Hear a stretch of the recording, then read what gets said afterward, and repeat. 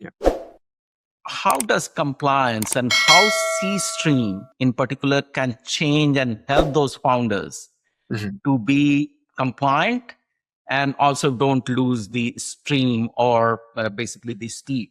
People think that compliance is like something to slow down. It actually to help you succeed with your customer. Let me explain. The things that when you start unpacking compliance, the first thing they ask in compliance is what is the commitment you're offering to your customers, right? Let's say you build this product and you're going to sell it to your customer. It will be a software. And within the terms of services, you will tell, I'm going to offer you 24 bar 7 SLA or customer support. And second, let's say you say that I'm going to make sure the backups are taken every week or every day.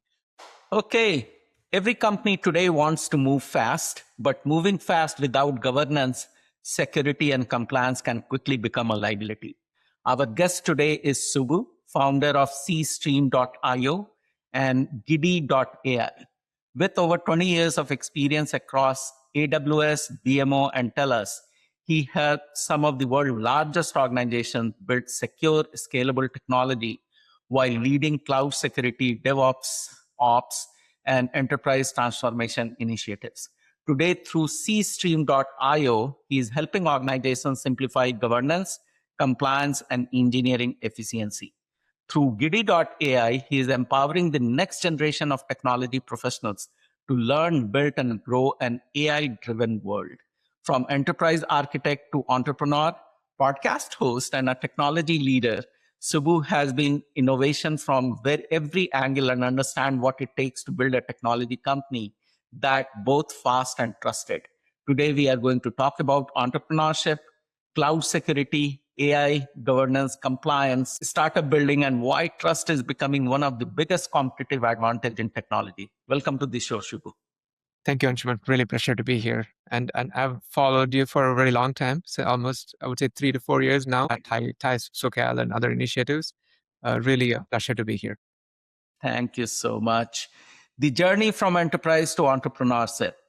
You have worked for some of the largest companies, including one of the bank in Canada. You have spent years in companies like AWS, BMO TELUS, and the Canadian Bank before launching your own venture, Subbu. So, what inspired you to become from an employee working in a large organization to become an entrepreneur?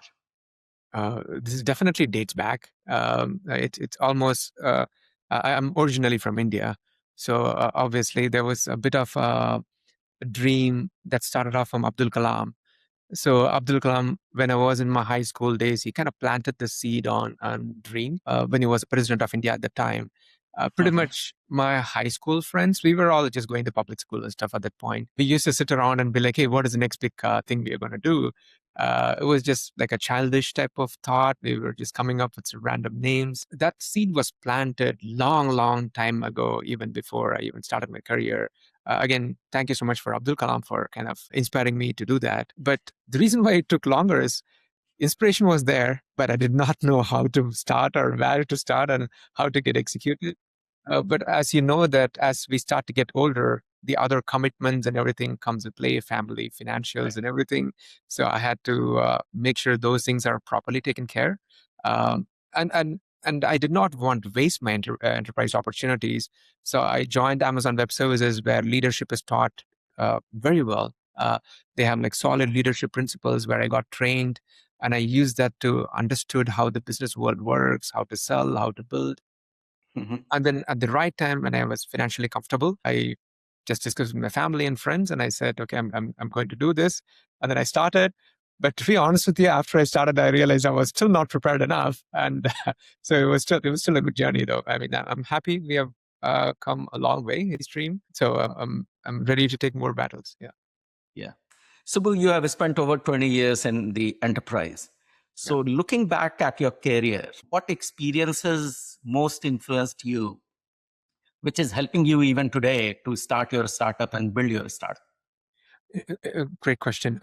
So when I joined Amazon Web Services, that was my rethinking of my whole startup again started because uh, I was the fourth employee or fifth employee of AWS Toronto. Even though AWS was pretty big, AWS Toronto was very small, and AWS was new back in 2016. The cloud was new. It was very difficult for us to go convince people why they have to use cloud. There was no trust at all for people using cloud. Fast forward 10 years, now cloud is the normal now. People just don't think about it. They start using it. During that time, few things happened. One was I had access to some of the smartest people in the planet, I would say. I don't mean to exaggerate because literally I learned a lot from them. AWS hired some of the brightest and smartest during that time. And I would look at them and see how they execute on things. And I was able to learn from them. When I say execute, it combined how they listen to the customers and understand the customer's problem, and then wisely use the technology to solve the customer's problem. So the mindset was like always focus on the customer and then use the technology the right way. Prior to that, my mindset was I have the technology. Now I'm going to see this technology and see how I'm going to help the customer. Now the whole mind shift was different when I joined AWS, when I was learning from the leader. So from that point, I was always paying attention to what the problems the customers are facing and what is the right way to solve the problem. And that was a huge learning for me when back in 2016. And then I started learning from more AWS experienced leaders. I'd also tried it myself. When I launched C-Stream, that was kind of the mantra I had in my mind. Always pay attention to the customer and make sure you build the right things for the customers. Great. So let's talk about building your company C-Stream.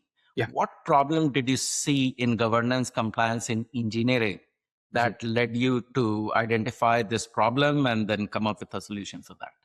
Yeah, this dates back to 2019, or I would say 2019.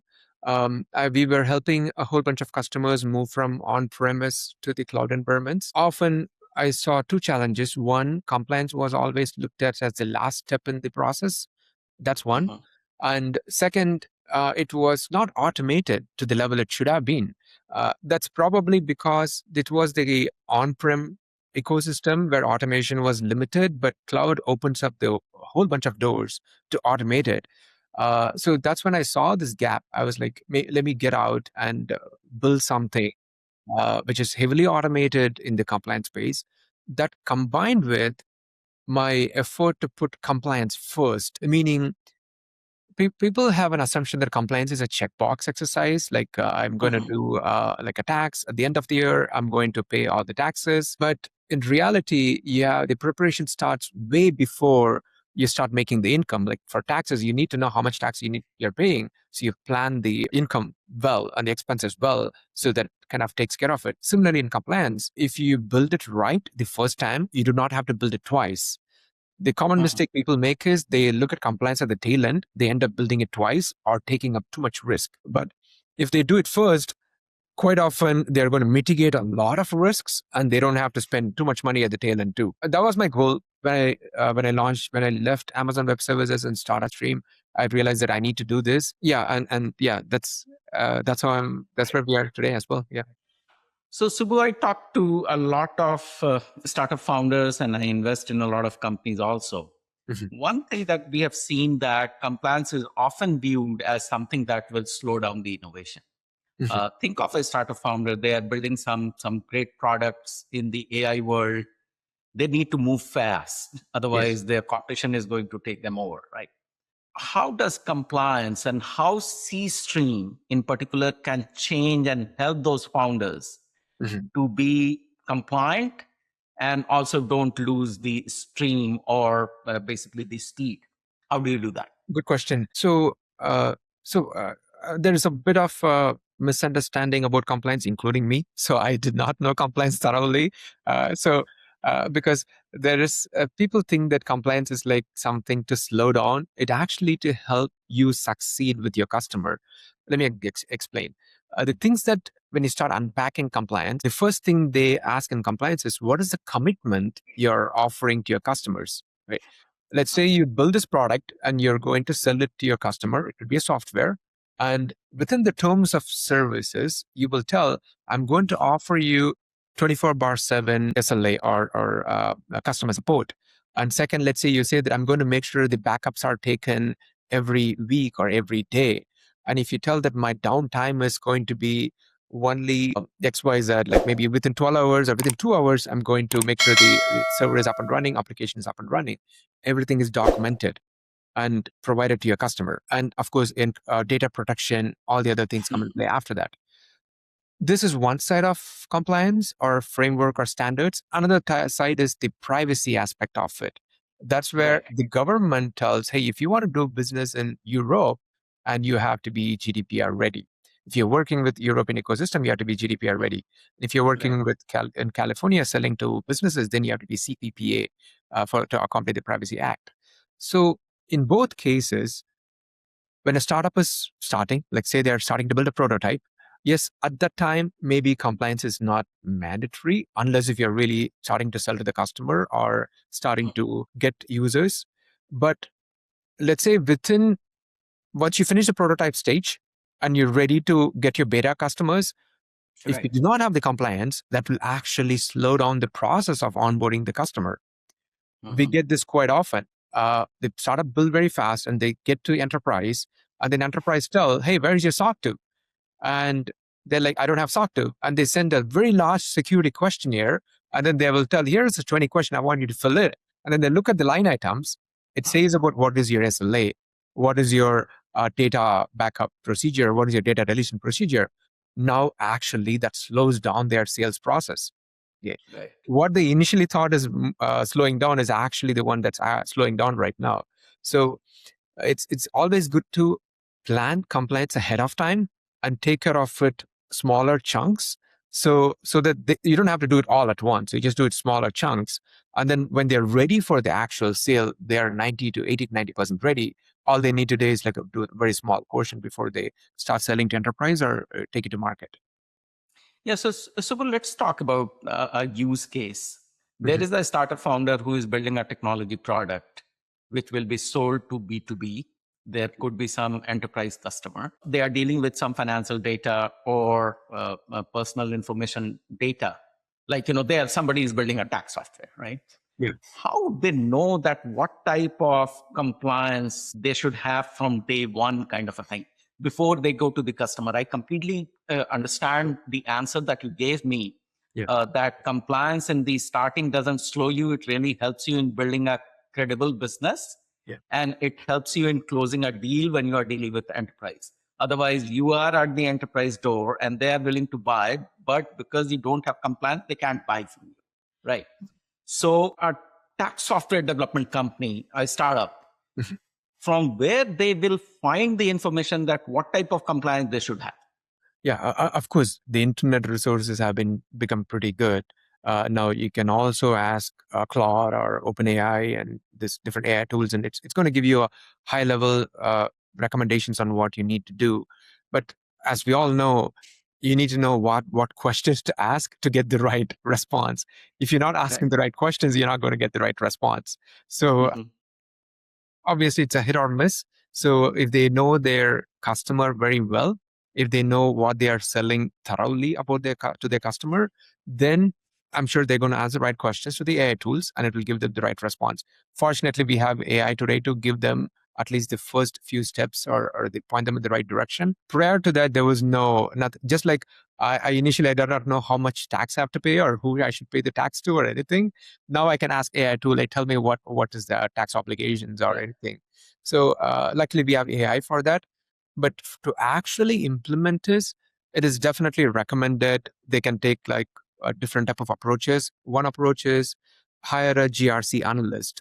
So it can be a part of your team, or hire a security person who has a GRC experience. So in that way, it's already taken care. If that is expensive, then they can purchase a tools like ours, right? So there's definitely a lot of good tools out there too. So we kind of compete in the same category, and Uh-huh. so the tools like ours kind of point them in the right direction, so they can do it themselves with the tool. Third option is get a consulting firm. There are a lot of experts out there. They help a lot of customers. They have significant knowledge in the space, and they can help point in the right direction. So usually these are the options, and all options apply based on the customer's operating procedures and the way they want to execute on this. Thank you, Subbu. So AI is accelerating every day. Mhm. How important will governance and security become over the next few years in this AI world? Oh, it's already becoming a challenge.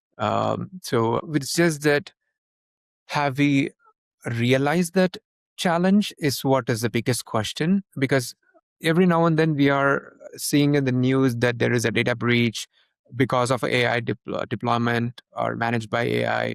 There is a production shutdown because of something done by AI. Every now and then we are definitely seeing that in the news. My philosophy is, if you see once in the news, probably it already happened 100 times. The 99 times you probably did not hear about it. So it's happening.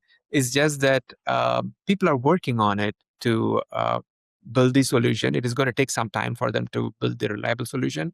Because I remember back in the days when cloud was launched, we knew that there was a whole bunch of challenges. We did not have all the technology vendors to provide security governance for the cloud. Fast forward, after 5 years, we had a significant amount of product that provides the right type of solutions. Similarly, I would say 2 to 3 years from now, you would have like really solid solutions for this. But everyone's kind of figuring out, because there's changes in AI that's happening every 3 to 6 months, which is kind of putting a pressure on the vendors to build the right tools. So good. Yeah. Security, AI, and the future of technology. Let's spend the next 10, 15 minutes on this topic. Sure. You have spent, Subbu, much of your career in the cloud security and DevSecOps. Yes. What are the biggest security mistakes that you continue to see a startup making in their early days?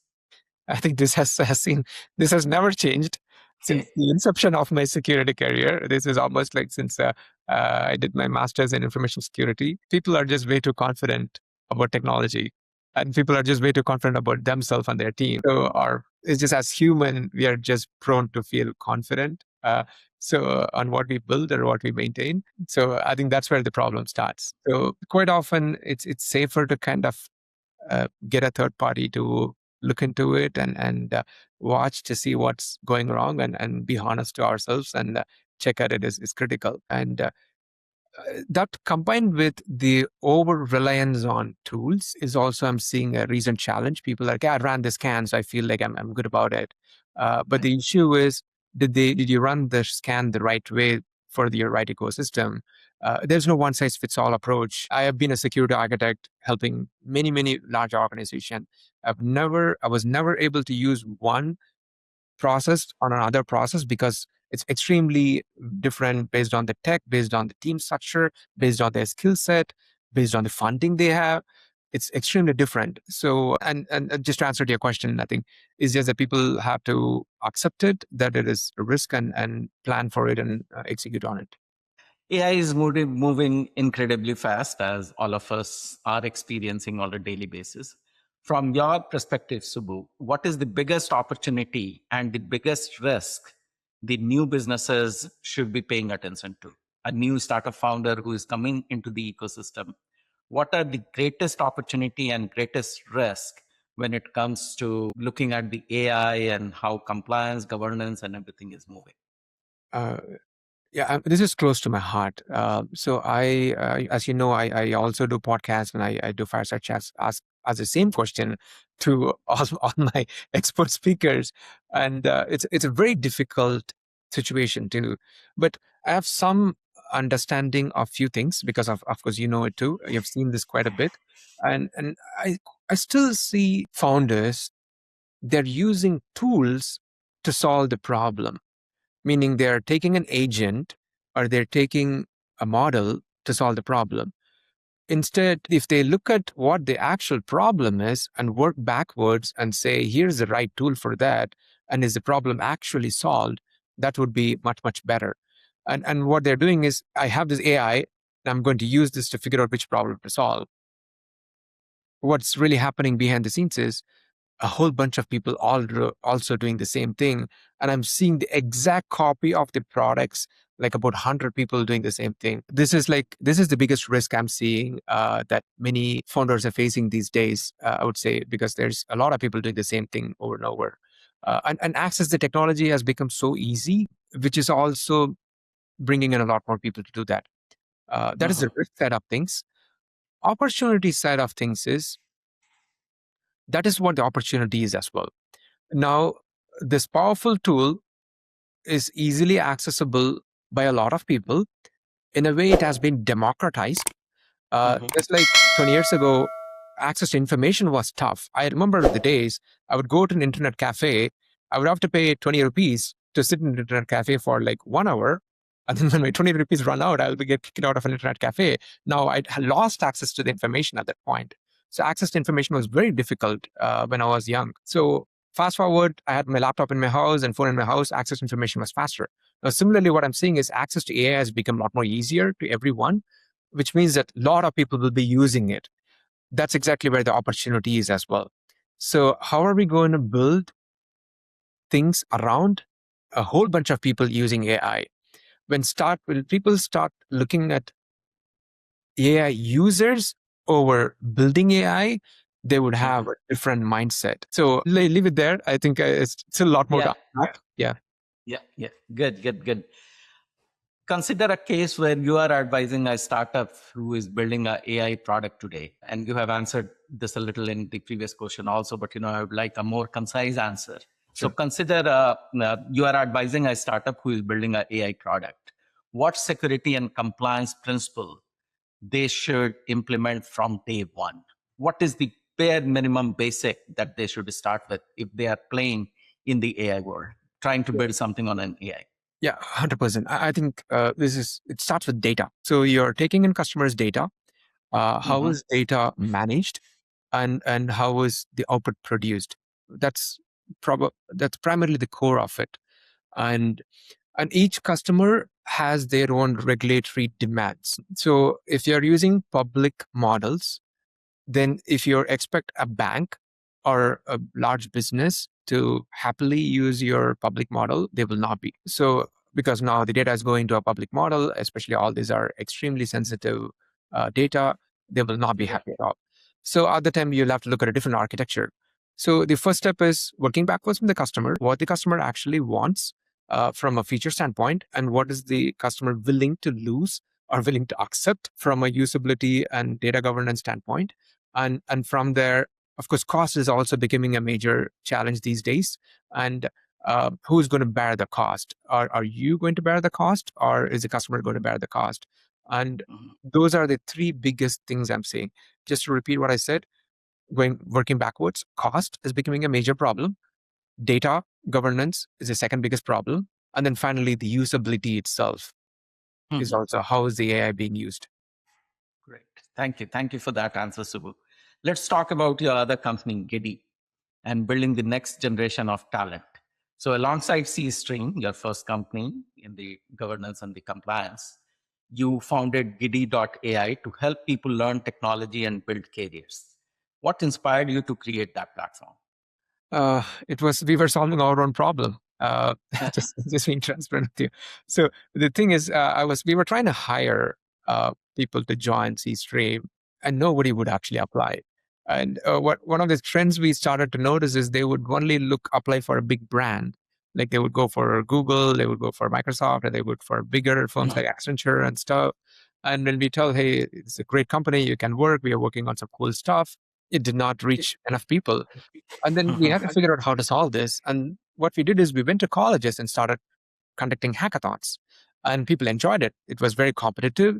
And then what happened is at the end of the hackathon, we identified the top talent who were the winners of the hackathon. And what we realized is now we have a pool of very smart candidates who were competitive. They just won the hackathon. Then we call them for the interviews, and they like the interview and they're like, okay, I want to be a part of this company. And then we saw Mhm. this trend. And then what we realized is there is this whole bunch of talented folks. They are chasing the big brands instead of chasing their dreams. So then we realized we should open the doors for them, so they look at other startups and maybe build their own startups, so that they can actually use this hackathon or different type of ecosystem and take these ideas out to life. That's how we thought of Giddy. And at the time, I realized I did not have time to run Giddy because I had to run Stream. So I said, okay, I'm going to be an investor of Giddy, an advisor investor of Giddy. I just hired young guys. And I trusted them, saying that, you know what, I did not get this opportunity when I was in my 20s. Okay, you guys are in your 20s, and you go build this. I'll support you behind the scenes. And then we just ended up hiring a bunch of students who just finished college. We made them as the lead roles in Gidy, and they're just running Gidy right now. And I'm just advising and kind of figuring out to get money for them so they can be successful. So describe this platform a little more. What does it really do? It's definitely connecting students to the future, I would say, so that they are aware of what is coming. There are all the questions that you're asking, like what we do, what should we do next. So we want to make sure they're aware of the future, so they're just not chasing a job or chasing a brand, so they can actually align well for the future. Probably they will land in a very, very good job that aligns with them, or end up building their own company. So that is kind of the vision, and we are building the features and capabilities that aligns to help them be successful. And I see some synergy here.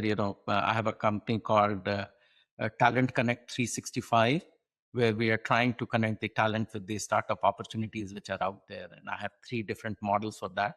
After the call, I'll discuss with you. That's awesome. I think there should be more companies like this. I think there's like millions and millions of students coming out every year. They all need help. Right. Yeah. Great. So technology is changing very, very fast.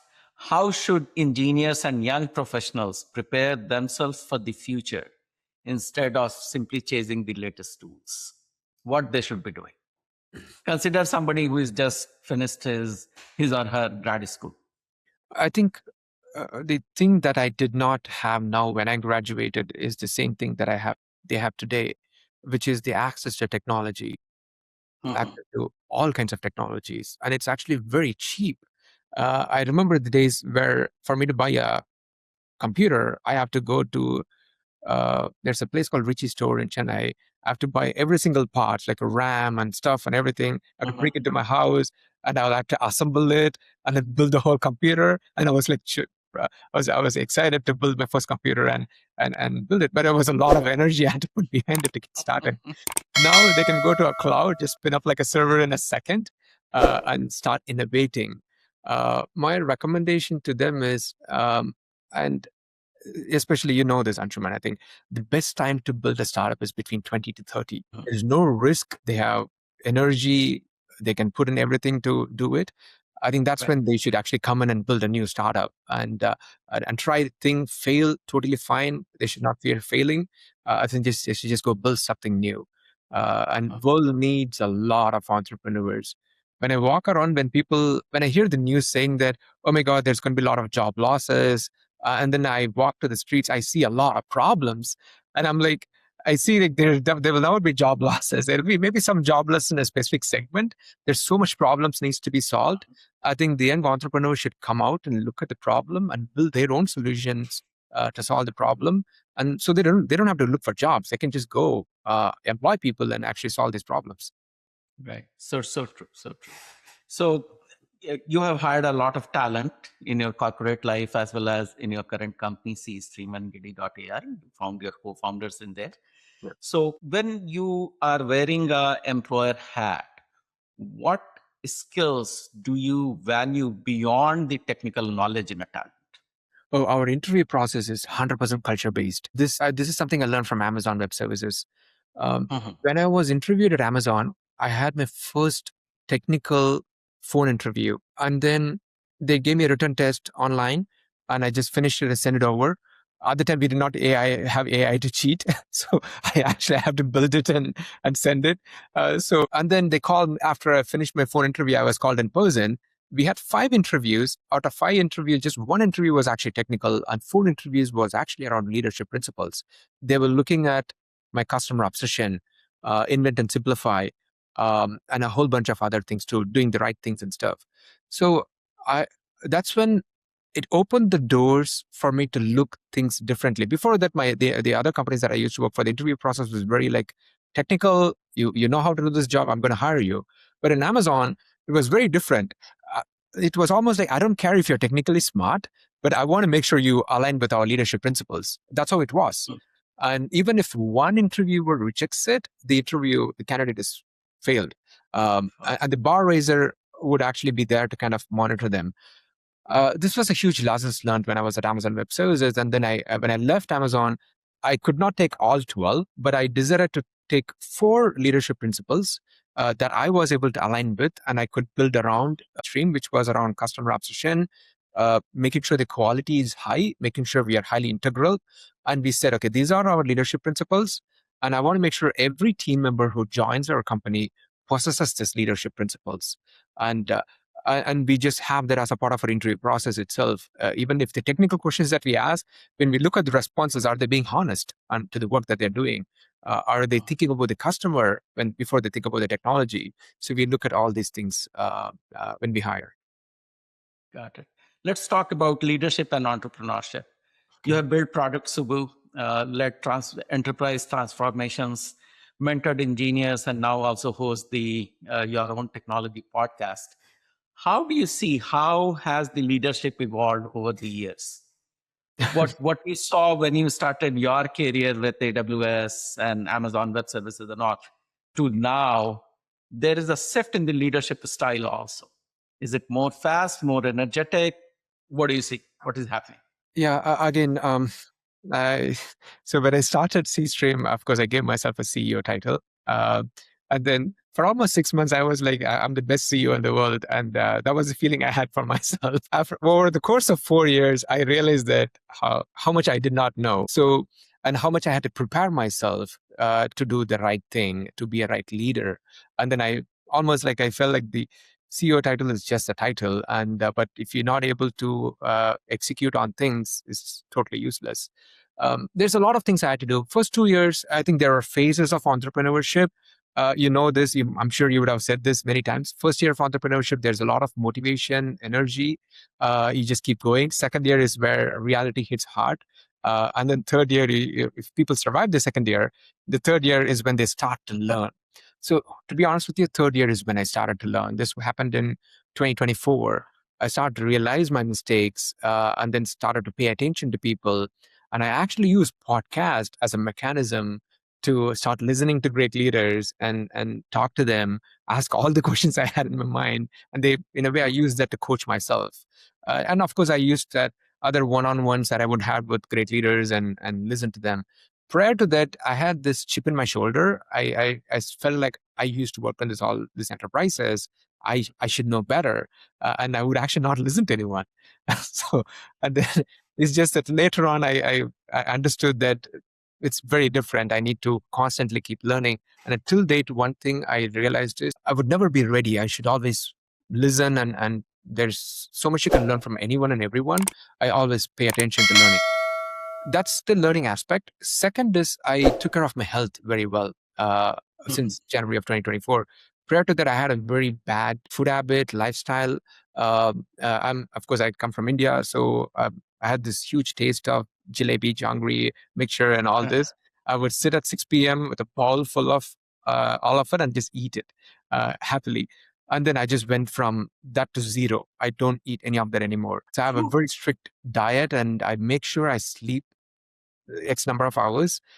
It's still, I could do better at sleeping, but I'm taking my health a lot more seriously because I can tell that your health impacts your mindset impacts your execution impacts your team, all of that, and it impacts their execution. So I definitely spend a lot of time to take care of myself and my energy since January of 2024, I would say. Wow. So consuming sugar to zero sugar today. I won't say zero sugar. I take it what is needed. But back then I used to have it like it's like a fun thing. Great, great. No, and I completely agree with you. You know, you can spend a lot of time trying to build your company, build derivative product is the money which will flow in. And then if you don't have health, what can you do? So 100%. Yeah. health is so much more important, and sleep is so much underrated. I used to, Subbu, sleep 4 to 5 hours a day when I was building Optism Global and a startup steroid and all. Right now, I refuse to get out of the bed before 8 hours. So, For sure. Yeah. And Yeah. then these bands also help to give you that, what was your REM sleep and whatnot. So I'm really enjoying it. And,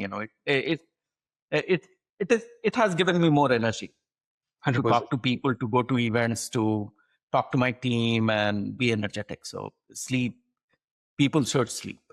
Yeah. The body heals, it repairs. And it helps make better decisions, actually. That's what people don't realize. I did not realize as well. I had a very, very bad habit. I was making very terrible decisions. But there are days I'm not able to sleep because of sometimes it's you're traveling, you have to do stuff, but I don't make it as a habit. I'm being very careful there. I have this philosophy called 65 cheat days. So those 65 days I cheat on food as well as I cheat on sleep. But how many hours I can sleep? But 300 days I try to maintain the discipline. So I try to make sure at least that 300 days is solid. Nobody can touch it. I do that because as entrepreneurs, you know this. It's very difficult to. You don't know when the growth is happening. We are currently in the growth stage. The last 2 months, we are just onboarding customers every week, many customers every week. So suddenly the growth happened. I cannot compromise right now. As we are actively hiring someone, I need to balance the work. So I sometimes have to compromise that, but I make sure that it doesn't become a habit. So I can fix that once more. Very nice, very nice. Kudos to you on all the hard work that you do and the way you have built your company and the company culture. Give me one lesson that entrepreneurship taught you, which the corporate life could never have done. There's a lot of lessons it taught me. So I don't know which Give me top 3, 4, 5, whatever. Yeah. Again, there's nothing against corporate life. Everybody has their own choices. So Yes. I'm not saying one is better than the other because I've lived a corporate life for 20 years. One of the things that entrepreneurship, there's so much to learn. Something that I entrepreneurship in a corporate life. So what happens is you're solving a problem for a specific ecosystem and you're doing the same job for a fairly long time. And chances of pivoting is very limited, especially for a very large enterprise. Let's take a very large insurance company. They can't just randomly pivot and go do something drastically different or change the way they operate or change the processes. But in startups, pivoting is possible and is actually must to align with your customer. So that allows a lot of innovation. I think one thing that I think any startup owner would agree to this, they would have learned so much in the entrepreneurship than their past enterprise life. I learned in the last 4 years, whatever I learned, that would combine my, it would be more than what I learned 20 years, all 20 years combined. So, yeah, that I don't know if I answered your question, but yeah. No, you did. You did. And thank you so much for that. Let's keep the conversation going. Yeah. Looking ahead, what technologies do you believe will be the biggest impact on businesses over the next 5, 7 years? What new technologies? What do you see in the technology world happening, which is going to stay with us for the next 5, 7 years? Yeah, I'm definitely robotics is a major play. When I say robotics, it's not the robots that we see in the videos, like the actual humanoid robot that's walking around. I'm talking about the whole physical space is going to go through a huge evolution. What you're seeing is just there's a word for it. I'm missing that word. It's just the beginning of a very huge evolution. There's going to be tip of iceberg. And AI is definitely going to accelerate the robotics. The whole physical world will be very different even 5 years from now. And it's just that the supply chain is getting built right now around that space. Once the supply chain is streamlined, you will see a whole new world. And I don't even know if we are ready to process that world. But the entrepreneurs who are keeping an eye and working towards it will be very, very successful in that new world. Entrepreneurs who are not paying attention to that world will be left behind or they're just catching up. Understood. Yeah, that's one angle. Second is definitely the space technology is revolutionizing right now. And I saw a private company from India. They were able to get orbital launch. What it means is you can get to the orbit at a fraction of a cost, and it will just get cheaper. It will get cost effective, I would say, and you can do a lot more with that. And those two combined will shape the future next 5 to 10 years. I'm not even thinking 20 years, just 5 to 10 years. Yeah. Yeah. After 10 years, it will be a total different ballgame again. Yeah. Right. So true. So over 20 years in technology, How do you define success today, Subbu? What is success means to you today? For me, okay, success means a lot to different people. Yeah. Again, the reason why I launched the startup is I don't want to say this very cliche response, but that is most. It's definitely not for the money, but money is important to build great things. But Right. at the same time, I genuinely want to solve serious problems, right? When I see a customer is excited and happy that their problem is solved, then that's what gives me the joy. So this dates back to I used to work in a call center about 15, 20 years ago, maybe 20 years ago. Uh, at that time, we did not have in virtual calling and stuff. I would have this older phone where I can't even see the person. I would actually listen to them and that's all. This girl she was getting ready for the college and her laptop, I think it was a date or final assignments, and her laptop just did not turn on. And in call centers, I don't know how many people know it, we only get 3 minutes to solve a problem. So yeah, so and my TL will be sitting there like, hang up, you need to take 200 calls today, right?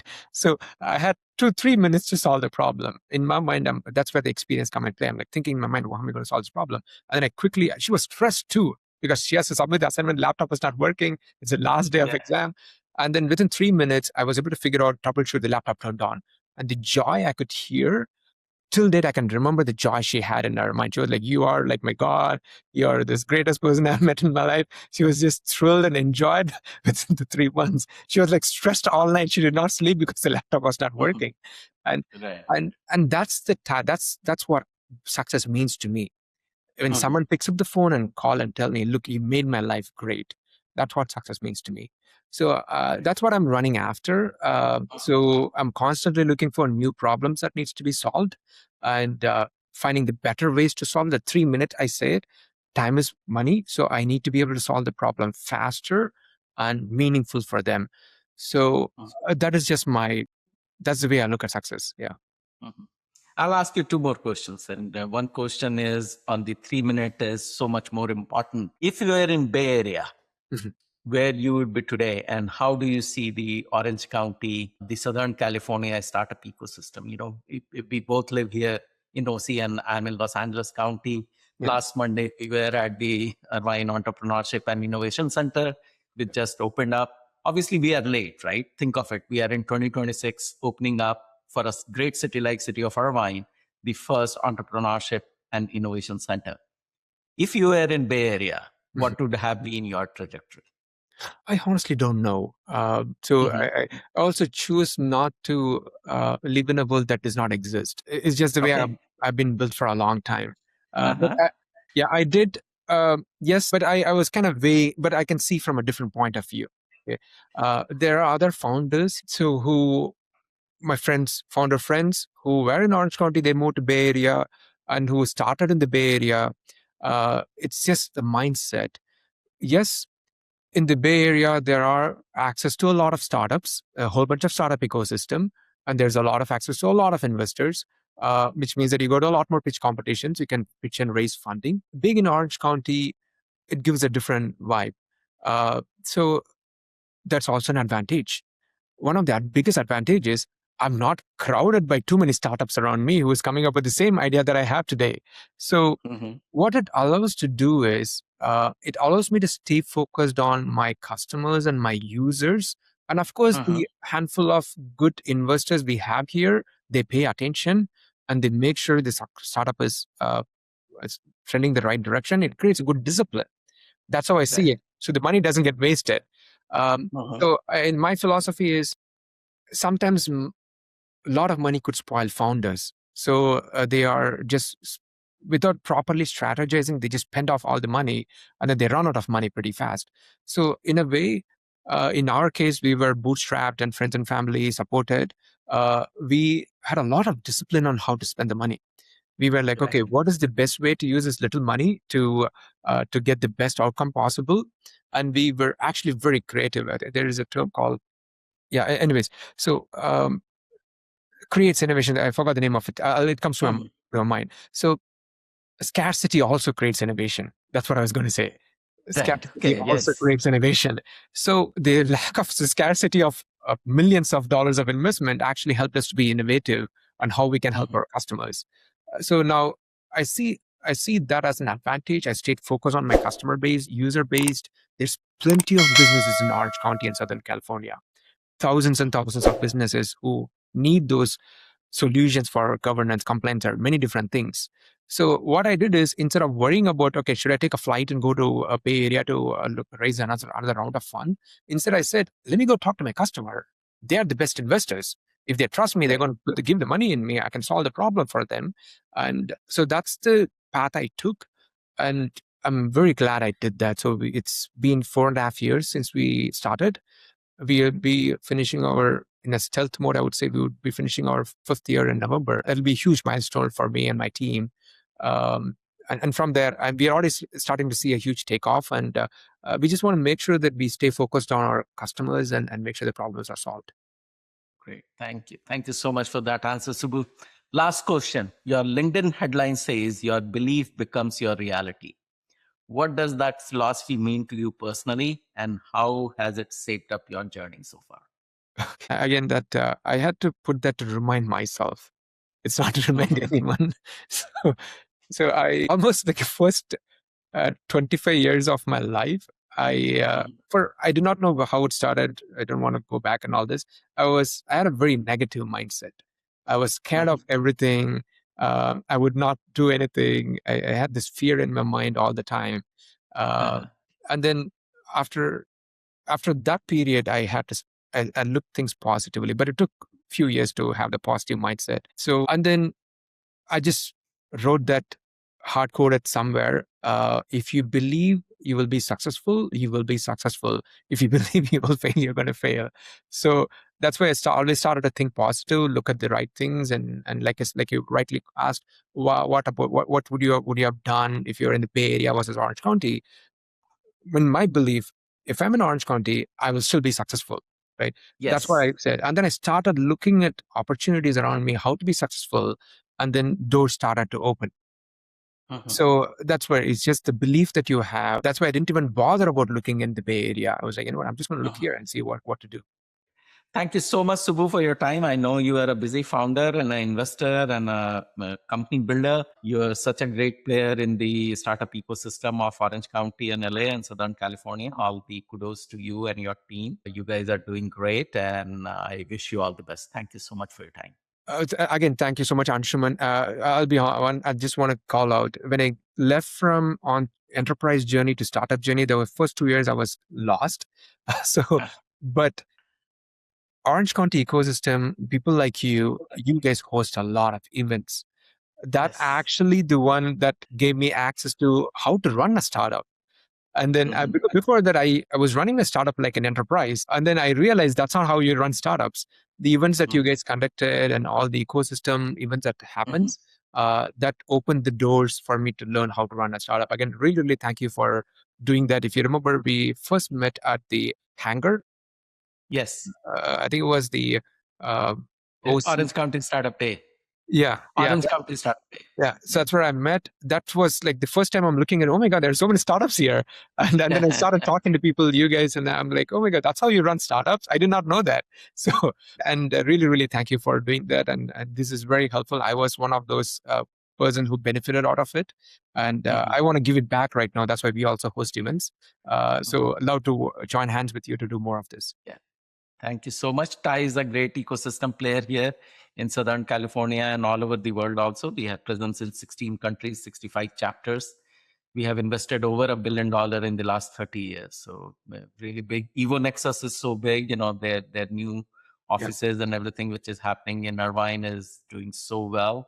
Yes. Obviously, Sunstone Management is there to support the startup ecosystem. And we are just planning with past Mayor Farha Khan and TCVN to do a Orange County Tech Week. So Yes. we are planning that right now. So it is on the lines of the LA Tech Week, and we are right now working on that to bring that thing to Orange County, and it would be a week-long program. So much more coming. Would love to collaborate with you, Subbu.